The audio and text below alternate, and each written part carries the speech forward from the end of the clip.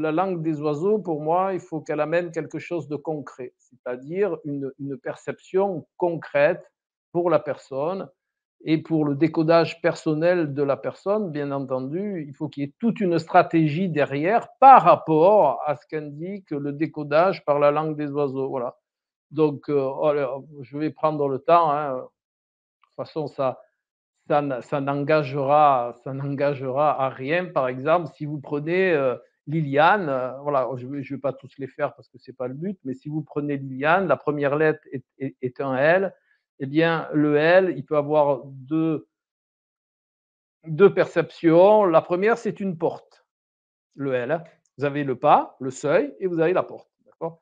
Donc Liliane, elle a 2 L, eh bien, elle est intéressée par tout ce qui est, un petit peu nouveau, tout ce qui permet de l'amener justement de passer le seuil, de l'amener dans des connaissances nouvelles. Bien entendu, la porte amène toujours dans des connaissances nouvelles, quelle que soit la porte que vous passez. Ensuite, il y a un I. Le I est cette vision du haut vers le bas et du bas vers le haut. Donc on passe les portes pour pouvoir s'initier à des choses, c'est-à-dire pour avoir des perceptions qui ne sont pas uniquement dans la matière, hein. Il y a justement cette circulation entre le haut et le bas. Vous avez le A qui est une forme d'entièreté, mais qui aussi on pourrait indiquer donc pyramidale, une forme d'antenne, hein, qui va avoir une soif de recevoir les informations par le haut et de les stabiliser dans la matière avec une forme d'autorité naturelle.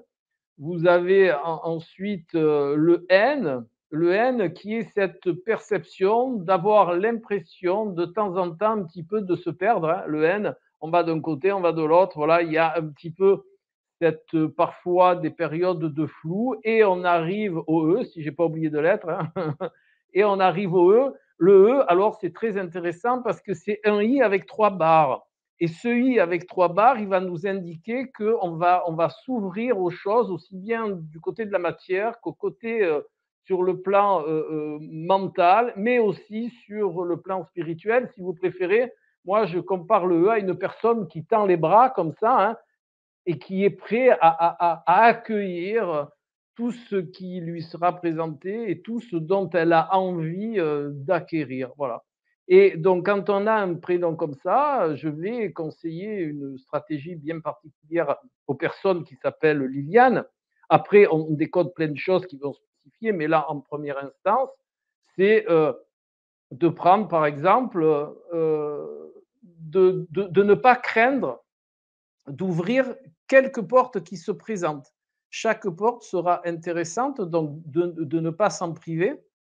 Il y a cette période de flou, donc cette période de flou, on peut l'annihiler justement par un intérêt pour toutes les informations et toutes les connaissances qui sont sur les 3 plans. L'intérêt du E, c'est justement d'acquérir sur les 3 plans et de faire circuler par le trait du E, hein, et de faire circuler, vous voyez, vous avez le E et les barres, mais de faire circuler par l'intermédiaire de cette verticalité les connaissances sur les différents plans. Voilà, on peut les accueillir au niveau de la matière et les élever au niveau spirituel en passant par le mental, et ainsi de suite. Voilà ce qu'on peut conseiller à des gens qui portent le prénom de Liliane, et aussi de faire confiance aussi à cette antenne parce qu'en réalité, Liliane, elle a aussi le double principe d'être un petit peu dans le ressenti et aussi dans le mental. Donc il faut savoir recevoir des 2 côtés. Recevoir par le canal des ressentis et recevoir par le canal du mental. Mais cette force qui émane du haut et qui va descendre, eh bien, elle demande à pénétrer, et elle va pénétrer la matière par les 2 côtés.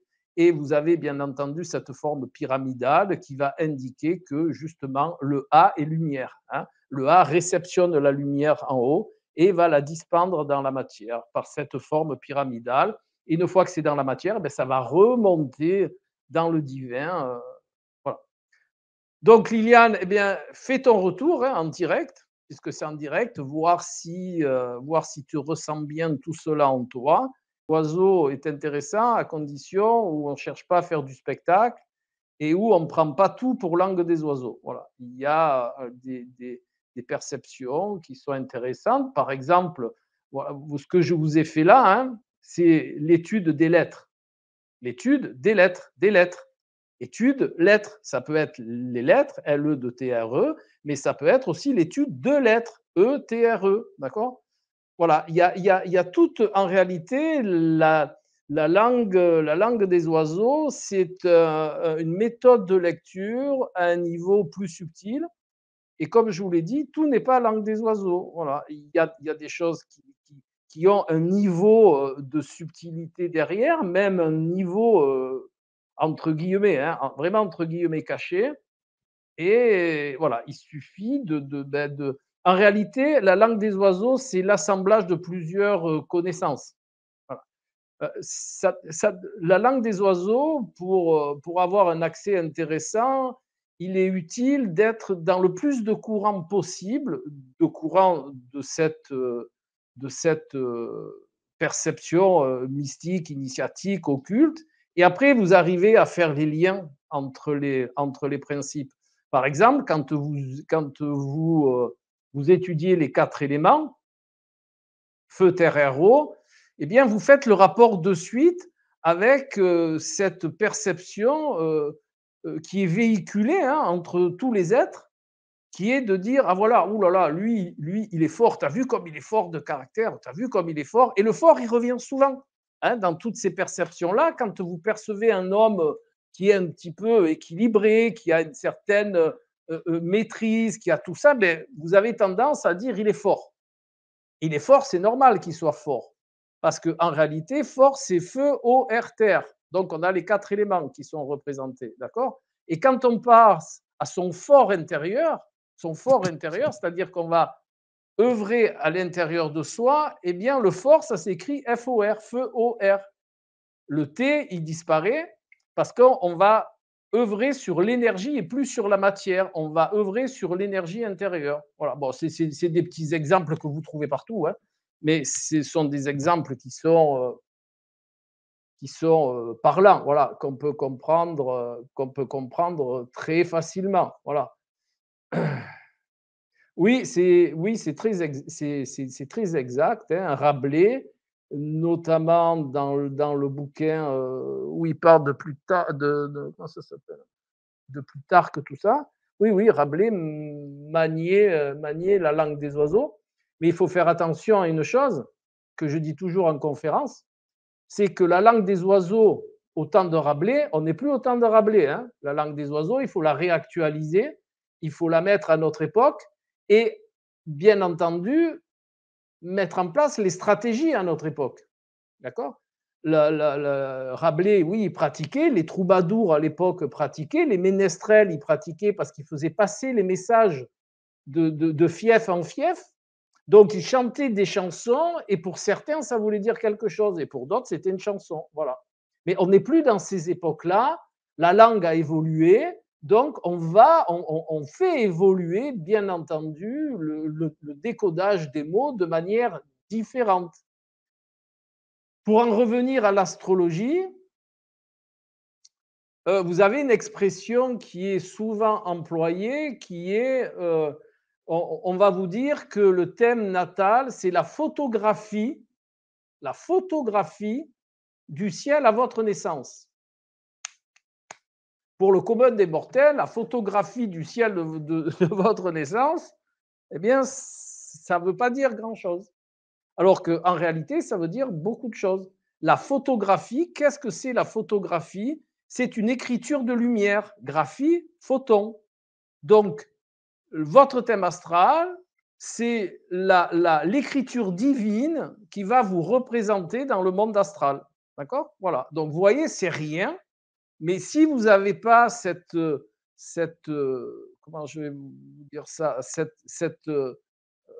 cette voix en vous, eh bien, il va falloir l'acquérir pour que vous puissiez avoir accès justement aux subtilités. Là encore, photographie, c'est simple, hein, il y a pas, mais c'est même pas que ça soit simple ou compliqué, c'est juste le fait de faire les liens. Voilà. La langue des oiseaux est un principe de lien entre ce qui est visible et ce qui ne l'est pas. Voilà. Et de plus, relié en partie à quelque chose d'universel et d'inconscient en rapport à quelque chose de personnel et de conscient. Voilà. Et tout ça, voilà, c'est une voie initiatique qui est intéressante et qui apporte beaucoup de choses. Bien entendu, le must, comme je dis toujours, c'est de tout mêler et d'en faire quelque chose de synergique. Voilà, vous mêlez l'astrologie, la langue des oiseaux, vous mêlez le tarot de Marseille, vous mêlez les oracles, vous mêlez l'alchimie, vous mêlez toutes sortes de formes initiatiques, le kybalion, l'hermétisme, la magie. Et c'est comme ça qu'on arrive justement à ce niveau de compréhension de la langue des oiseaux. Après, il faut suivre quelques initiations annexes, hein, voilà. Et vous arrivez après avec tout ça, eh bien, à faire justement ce qu'on appelle ces liens, les liens. Parce que vous avez l'habitude de faire des liens entre l'astro, les cartes, le machin, le chose et les trucs. Hein. Et c'est cette faculté de faire des liens et de comprendre, hein, bien entendu, et d'avoir accès à, une, à, une, à une globalité d'informations pour pouvoir être capable de faire ces liens. Voilà, parce que si vous êtes que dans un chemin, eh bien, vous n'aurez droit qu'à la compréhension d'un seul chemin. Et ça ne suffit pas. Les voies, d'ailleurs, en occultisme et dans toutes les grandes sociétés occultes, on n'œuvre pas que sur un principe. Hein. On œuvre sur tous les principes en même temps, justement pour avoir une vision la plus large possible et faire les liens entre tous les principes. Et cette fabuleuse faculté de faire des liens entre tous, ça vous ouvre des connaissances multiples. Et de ces connaissances multiples, eh ben, vous allez avoir affaire à des mots qui sont véhiculés depuis très longtemps, mais qui sont à réactualiser. Comme je vous ai dit tout à l'heure, si vous restez dans la perception eh bien, bien sûr, c'est intellectuellement intéressant, ça va vous donner une schématique, ça va faire travailler votre plasticité cérébrale, mais en réalité, à l'époque où on vit, il faut un petit peu moduler les choses. Hein, parce que si on ne les module pas, eh bien, vous allez être, si, si vous ne les modulez pas, eh bien, vous allez être dans cette perception d'être, on va dire, en inadéquation entre euh, on va dire, cette perception du double sens ou même parfois du triple sens, mais il ne sera pas actualisé et vous ne pourrez pas faire les bons liens. Voilà. Et en plus, vous ne pourrez pas trouver les bonnes stratégies en fonction de ce que vous allez décoder.